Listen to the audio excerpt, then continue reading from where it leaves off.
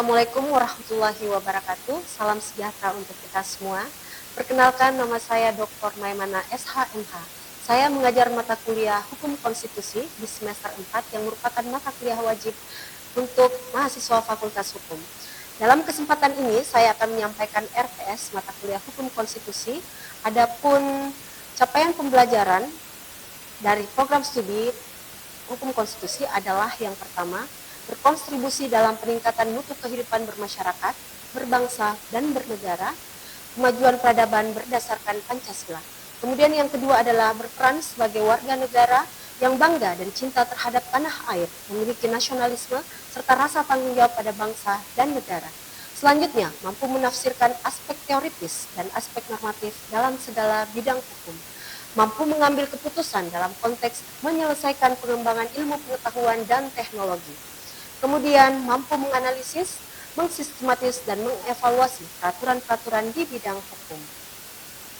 Selanjutnya, di sini saya akan menguraikan tentang deskripsi singkat mata kuliah, bahwa dalam mata kuliah ini kita akan membahas mengenai istilah dan pengertian konstitusi, perkembangan konstitusi, embrio konstitusi dalam negara, kemudian supremasi konstitusi, klasifikasi konstitusi, sifat konstitusi, bentuk konstitusi, daya ikat konstitusi, materi muatan konstitusi, perubahan konstitusi, konvensi ketatanegaraan, amandemen Undang-Undang Dasar Negara Republik Indonesia tahun 1945, materi perubahan konstitusi, dan hasil perubahan konstitusi.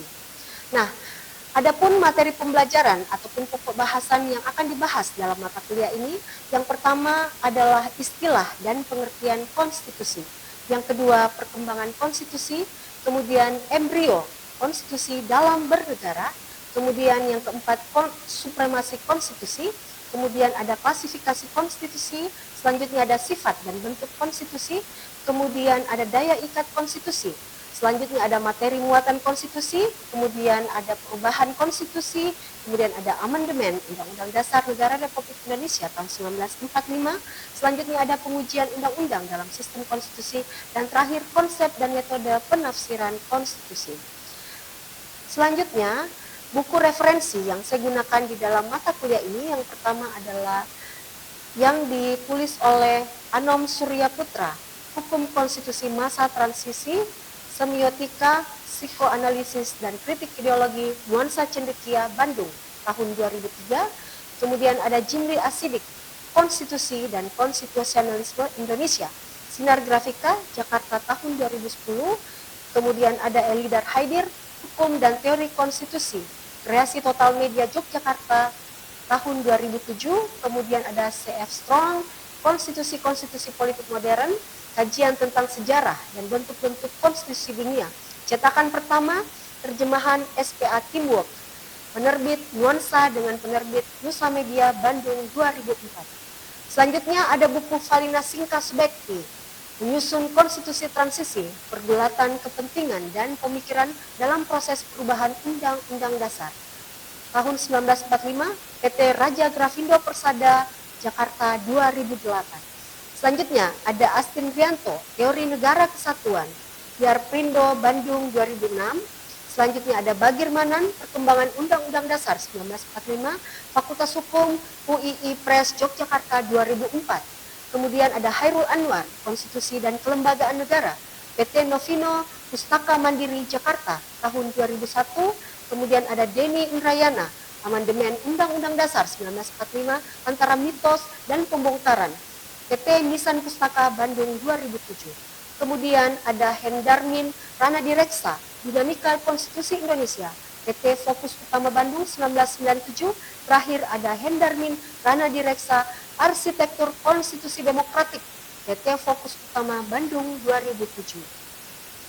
Kemudian perangkat lunak yang saya gunakan dalam mata kuliah ini ada Windows dalam bentuk slide presentasi, Zoom Google, kemudian ada Classroom. Kemudian untuk perangkat keras, saya menggunakan notebook, LCD, dan whiteboard. Adapun tim pengajar dalam mata kuliah ini, saya ada 4 orang. Saya sendiri Dr. Maimana SHMH sebagai koordinator mata kuliah. Kemudian ada Dr. Faradilah Pratama SHMH. Selanjutnya ada Arif Maulana SHMH dan Nur Afti SHMH. Kemudian Rencana pembelajaran semester atau RPS dimulai dari pembukaan mata kuliah. Dalam hal ini, mahasiswa menyepakati kontrak perkuliahan. Dalam hal ini, pembukaan kuliah, kemudian menjelaskan tentang kontrak perkuliahan, identitas mata kuliah dan prospeknya, deskripsi mata kuliah dan tujuan mata kuliah.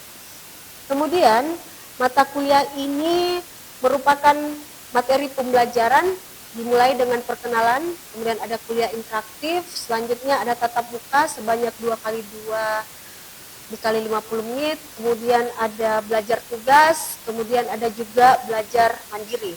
Kemudian selanjutnya menyusun ringkasan materi, kemudian ada tes yang diberikan dalam bentuk tulisan maupun ringkasan materi, dan selanjutnya ini untuk menguji kemampuan menguraikan identitas, deskripsi, dan tujuan mata kuliah, dan selanjutnya untuk kemuktahiran literatur.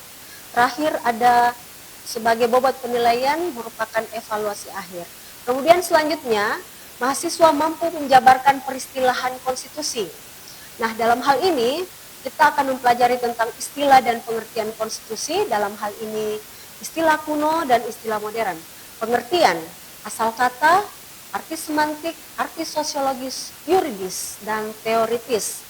Mahasiswa menyimak materi, kemudian diadakan diskusi kelompok dan presentasi. Kemudian akan diberikan tugas yang berkaitan dengan materi, kemudian dalam bentuk makalah, ada juga non-tes dalam bentuk tulisan, kemudian membuat ringkasan materi. Kita akan menilai tentang ketepatan menjabarkan materi, kemudian kemampuan bertanya dan mengemukakan pendapat. Selanjutnya, mahasiswa mampu mengaitkan perkembangan konstitusi. Materi yang akan dijabarkan adalah perkembangan konstitusi, mulai dari konstitusi abad Yunani kuno, konstitusi abad permulaan, kemudian konstitusi abad pertengahan. Dilanjutkan dengan latar belakang konstitusi modern dan tujuannya. Nah, ini kita bisa adakan small group discussion, kemudian akan diberikan tugas dalam bentuk menyusun ringkasan materi dan menyusun hasil diskusi. Nah, bentuk non-tesnya adalah menulis ringkasan materi, dan hal ini untuk menilai kemampuan bertanya dan mengemukakan pendapat serta ketepatan hasil diskusi. Selanjutnya, kita akan melihat bagaimana kemampuan mahasiswa untuk menelaah embrio konstitusi dalam negara. Nah, materi ini tentang embrio konstitusi dalam negara, yang pertama dari sudut terbentuknya negara, kemudian dari sudut pembentukan konstitusi, dan selanjutnya kedudukan konstitusi dalam negara. Dimulai dengan tatap muka, kemudian tanya jawab, kemudian mahasiswa akan diberi tugas dalam bentuk menyusun ringkasan materi dan menyusun hasil diskusi. Nah, ketetapan menelaah materi dan kemampuan bertanya dan mengemukakan pendapat adalah tujuan dari proses perkuliahan di sesi ini.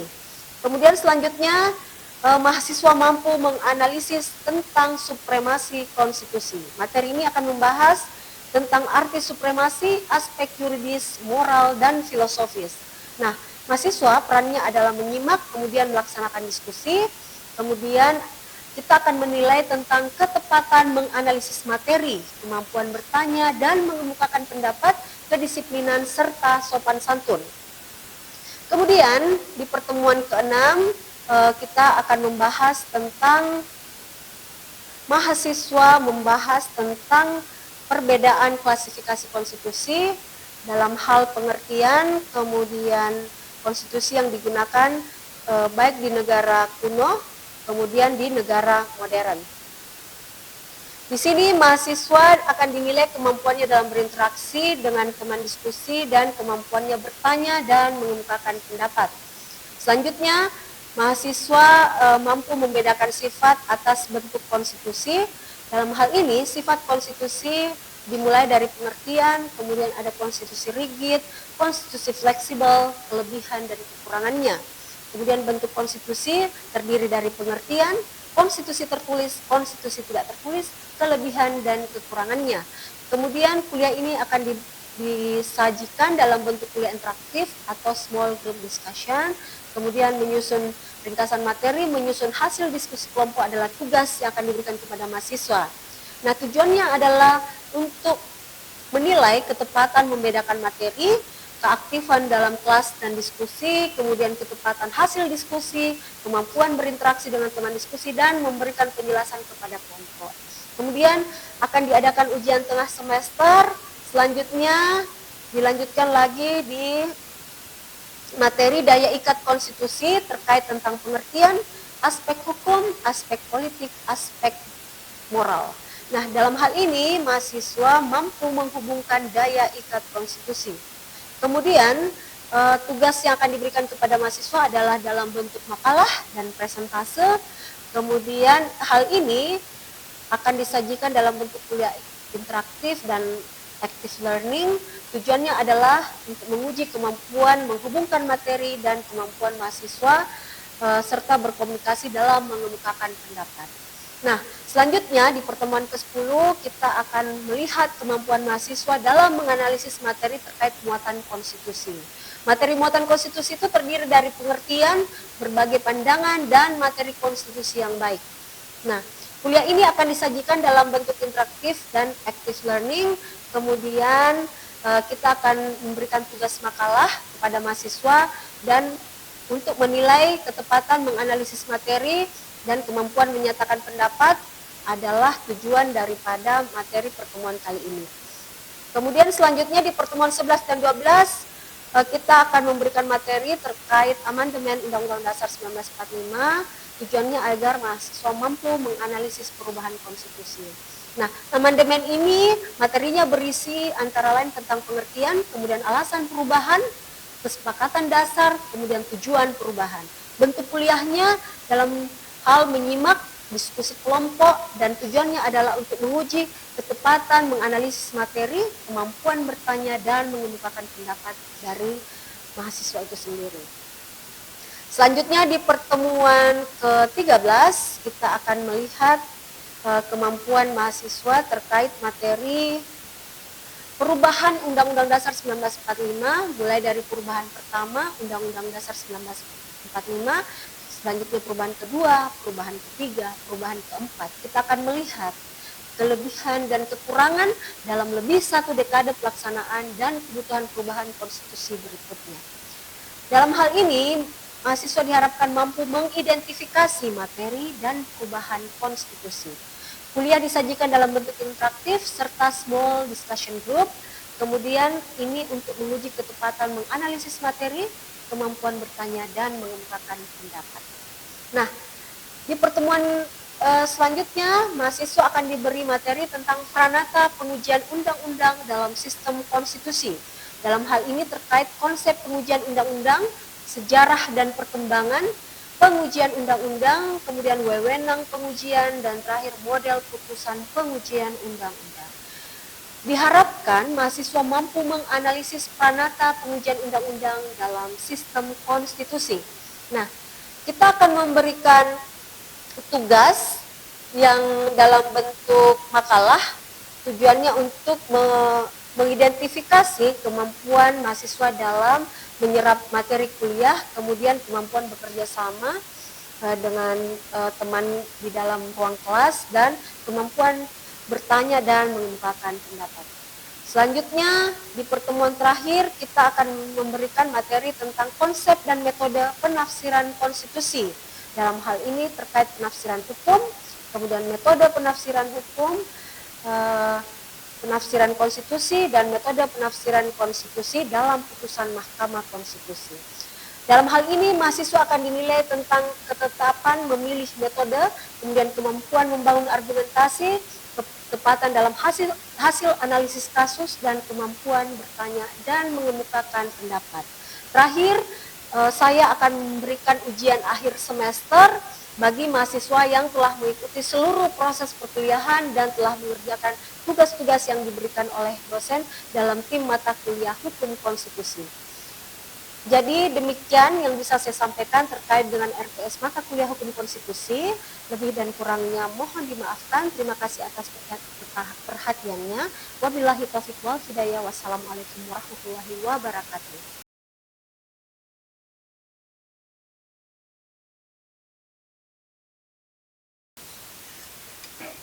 Assalamualaikum warahmatullahi wabarakatuh. Eh, Terima kasih kepada Ibu dan Bapak mahasiswa yang sudah hadir untuk pertemuan kali ini. Nama saya Maimana, saya biasa dipanggil Ibu Nana. Untuk pertemuan ini saya akan mengajarkan tentang hukum konstitusi yang merupakan mata kuliah wajib di semester 4. Adapun semester ini yang akan kita bahas pertama tentang istilah dan pengertian konstitusi. Ini akan dibahas hari ini. Kemudian selanjutnya tentang perkembangan konstitusi, mulai dari abad Yunani kuno, kemudian abad permulaan, kemudian sampai pertengahan. Selanjutnya kita akan membahas tentang embrio konstitusi dalam negara, dilanjutkan dengan supremasi konstitusi, ini nanti di beberapa pertemuan ke depan. Selanjutnya ada klasifikasi konstitusi, sifat konstitusi, kemudian daya ikat konstitusi, kemudian kita akan bicara tentang materi muatan konstitusi, dan terakhir tentang amandemen Undang-Undang Dasar. Oke, baik Ibu Bapak, kali ini kita akan membahas tentang pengertian konstitusi.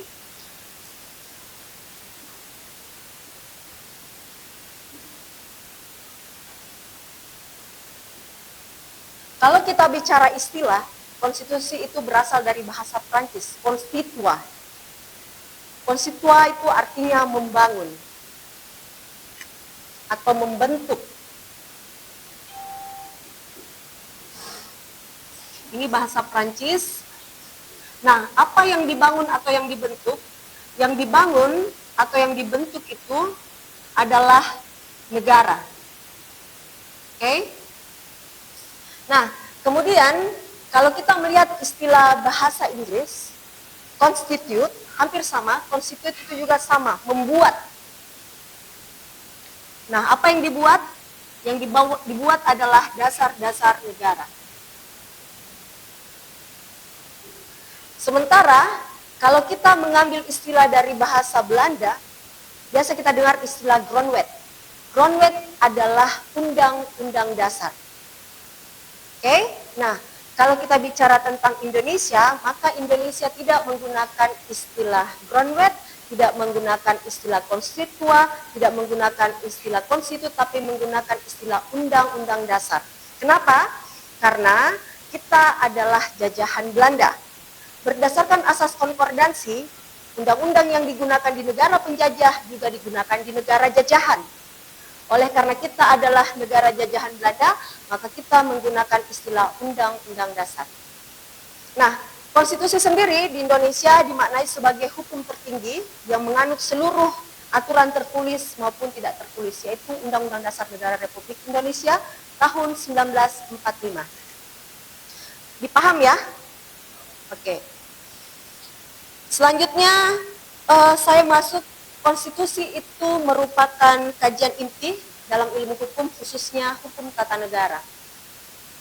Nah, tujuan konstitusi pada umumnya adalah membangun sebuah negara modern. Apa itu yang dimaksud dengan negara modern? Ada 3 ciri negara modern.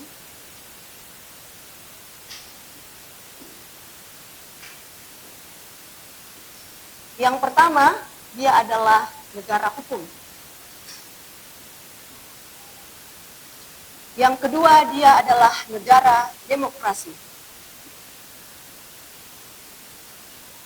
Dan yang ketiga, dia menggunakan asas pemerintahan yang baik, good governance and clean government. Jadi tata kelola pemerintahan yang baik dan pemerintahan yang bersih.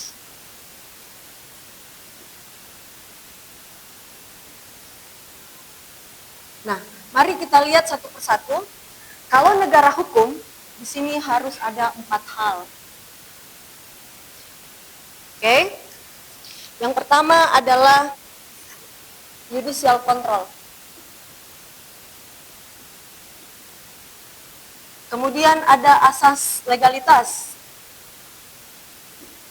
Kemudian ada separation of power atau pemisahan kekuasaan. Dan yang terakhir ada menghargai fundamental right atau hak-hak dasar.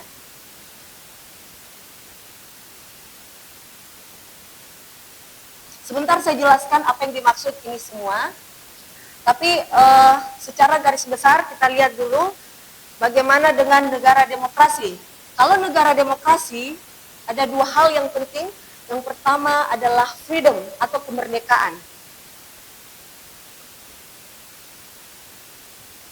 Dan egalite atau kesetaraan.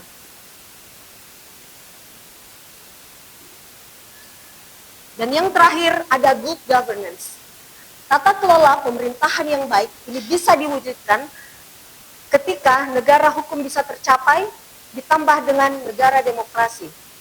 Akan menghasilkan good governance and clean government, tata kelola pemerintahan yang baik dan pemerintahan yang bersih. Oke, nah kita kembali lagi, negara hukum yang pertama adanya judicial control. Jadi di sini hukum menjadi panglima, tidak boleh kekuasaan yang mengambil alih. Lembaga-lembaga judicial, lembaga-lembaga peradilan itu mengambil posisi yang sangat utama di dalam penegakan hukum, selain daripada masyarakat dan undang-undang. Kemudian ada asas legalitas. Saudara sudah sering pasti mendengar asas legalitas.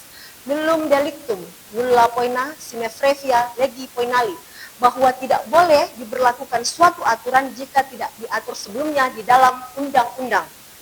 Sudah jelas kah? Biasa dengar kan asas legalitas? Nah, kemudian ada separation of power, pemisahan kekuasaan. Menurut teori kekuasaan Montesquieu, 3 pilar kekuasaan dalam sebuah negara ada lembaga yudikatif, ada lembaga eksekutif, dan ada lembaga legislatif. Kenapa harus ada 3 pemisahan kekuasaan? Agar terjadi check and balance, agar kekuasaan itu tidak dipegang penuh. Karena jika ada satu lembaga yang memegang penuh kekuasaan, maka bisa terjadi abuse of power atau penyalahgunaan kekuasaan. Maka harus ada pemisahan kekuasaan. Di Indonesia itu tidak terjadi pemisahan kekuasaan murni, bukan separation of power, tapi pembagian kekuasaan. Contohnya apa? Tadi saya jelaskan, di sini ada 3 pilar kekuasaan menurut Montesquieu, ada legislatif, ada eksekutif, dan yudikatif. Nah, kalau kita lihat, presiden ada di sini, menjalankan undang-undang.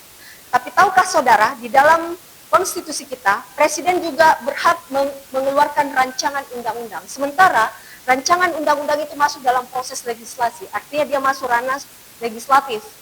Sehingga, tidak terjadi pemisahan kekuasaan murni di Indonesia, karena itu tadi, presiden sebagai lembaga eksekutif yang menjalankan undang-undang juga memiliki kewenangan untuk membuat rancangan undang-undang. Artinya, presiden juga memiliki kewenangan untuk masuk di lembaga legislatif. Padahal, tadi Lord Acton mengatakan, absolute power attends to corrupt. Kekuasaan yang dipegang penuh secara absolut itu cenderung disalahgunakan. Makanya harus ada pemisahan kekuasaan. Tapi kita lihat sendiri bagaimana terjadi kalau misalnya satu lembaga memiliki kewenangan yang lebih banyak dibanding dengan lembaga yang lain. Oke, kemudian fundamental right.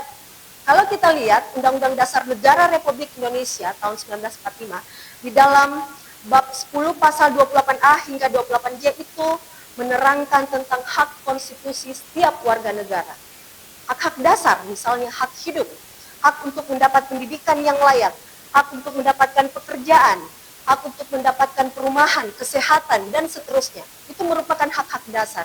Jadi, jika misalnya ada warga negara yang terlantar, ada warga negara yang miskin, ada warga negara yang tidak bisa berobat ke rumah sakit, maka artinya negara melalaikan tanggung jawabnya terhadap fundamental rights atau hak-hak dasar yang harus diterima oleh setiap warga negara. Terakhir adalah good governance. Tadi saya katakan bahwa pemerintahan yang baik dan pemerintahan yang bersih itu bisa diwujudkan ketika negara hukum bisa tegak dan negara demokrasi bisa terlaksana dengan baik. Jadi good governance and clean government itu adalah perpaduan antara negara hukum plus dengan negara demokrasi. Oke, sampai di sini ada yang mau ditanyakan? Ada yang tidak dimengerti? Atau saya terlalu cepat? Ada yang mau ditanyakan, Pak? Tidak ada. Silakan Pak Haris.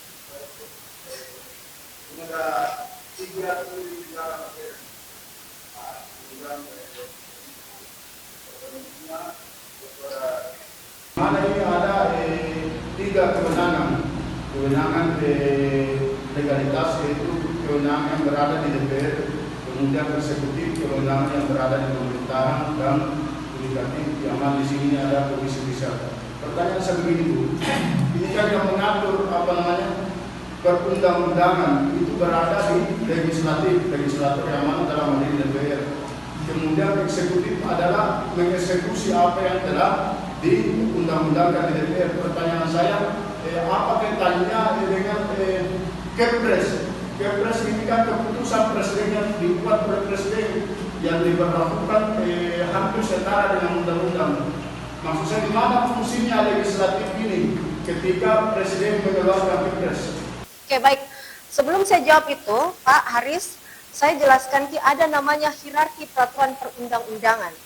Jadi ada susunan, ada struktur, ada tingkatan peraturan perundang-undangan di Indonesia. Hierarkinya itu dimulai dari yang tertinggi sampai yang paling rendah. Hierarki perundang-undangan yang ada di Indonesia, yang pertama adalah konstitusi kita, Undang-Undang Dasar Negara Republik Indonesia tahun 1945. Kemudian di bawah ada TAP MPR atau TAP MPRS. Kemudian ada undang-undang garing Perpu atau peraturan pemerintah pengganti undang-undang. Kemudian di bawahnya ada peraturan pemerintah. Kemudian selanjutnya ada peraturan presiden. Kemudian terakhir ada perda. Perda ini ada perda tingkat 1 atau provinsi, kemudian ada tingkat 2 atau kabupaten kota. Pertanyaannya adalah, bagaimana ketika presiden mengeluarkan Kepres? Apakah tidak bertentangan dengan undang-undang? Kalau kita melihat, saya kasih angka ya Pak, supaya dia jelas. 3, 4, 5, 6. Nah, kalau kita lihat, undang-undang berada di posisi ketiga dalam hierarki peraturan perundang-undangan.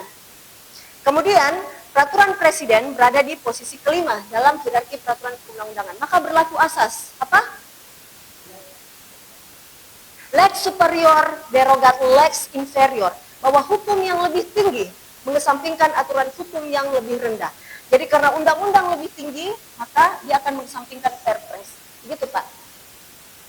Jadi dia berlaku asas. Jadi kalau ada dua peraturan hukum yang sama, dua aturan hukum yang berbeda namun membahas persoalan yang sama, maka berlakulah asas lex superior derogat lex inferior, bahwa aturan hukum yang lebih tinggi mengesampingkan aturan hukum yang lebih rendah. Jadi kita tidak lihat produk ini dibuat oleh apakah lembaga legislatif sebagai pembuat undang-undang atau lembaga eksekutif sebagai pelaksana undang-undang, tapi kita lihat hierarkinya. Ini berdasarkan hierarki peraturan perundang-undangan, bahwa di dalam hierarki ini undang-undang berada di posisi ketiga, sementara peraturan presiden berada di posisi kelima. Artinya lebih tinggi undang-undang daripada peraturan presiden. Sekira begitu Pak Haris. Kalau tidak ada lagi yang mau ditanyakan, saya akan memberikan tugas kepada Ibu dan Bapak. Nanti tugasnya dikumpulkan minggu depan secara per kelompok. Saudara silahkan membandingkan konstitusi kita di Indonesia dengan konstitusi negara lain yang berbeda bentuk pemerintahannya dengan Indonesia. Kalau Indonesia kan republik, jadi saudara bisa lihat apakah negara yang berbentuk monarki atau serikat, boleh. Nanti saudara silahkan. Kemudian nanti dipresentasikan minggu depan secara per kelompok. Yang lain yang belum presentasi bisa memberikan umpan balik berupa pertanyaan. Nanti saya akan memberikan nilai pada saat presentasi berlangsung minggu depan. Saya kira begitu. Kalau sudah tidak ada yang mau ditanyakan, sudah jelas. Saya akhiri, terima kasih untuk Ibu dan Bapak yang sudah hadir di kuliah saya hari ini. Lebih dan kurangnya saya mohon maaf. Wabillahi taufiq wal hidayah. Wassalamualaikum warahmatullahi wabarakatuh. Terima kasih.